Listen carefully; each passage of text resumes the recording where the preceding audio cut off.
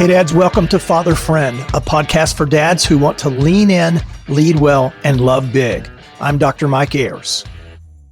Have you ever stopped to consider that the person your child becomes might not be who you hope for them to be, but who you are?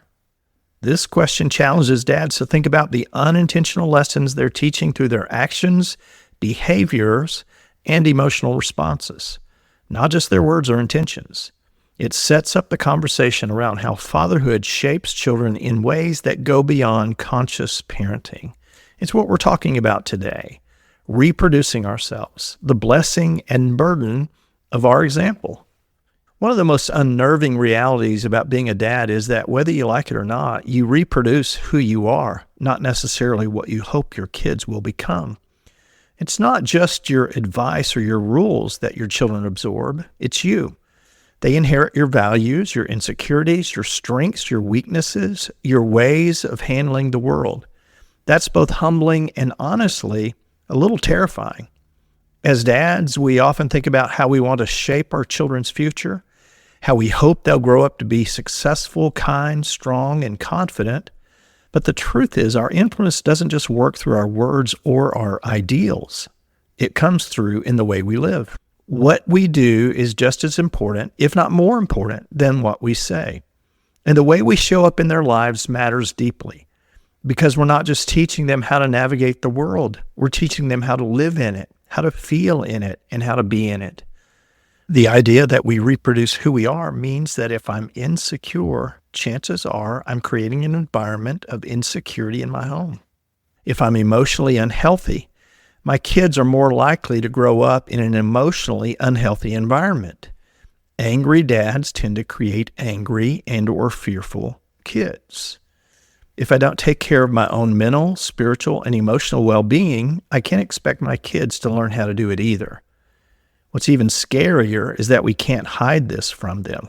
They see us. They absorb our energy. They feel the tension, the frustration, and the insecurity we bring to the table. So, Mike, what's the good news?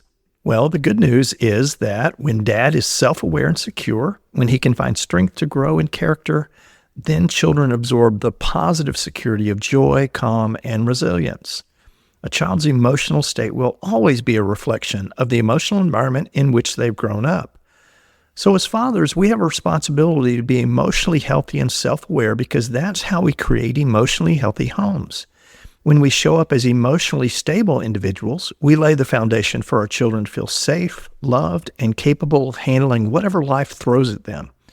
On the flip side, when we're consumed by our own fears, frustrations, and unhealed wounds, those things trickle down into the way we parent, the way we respond to our kids, and the way they see themselves.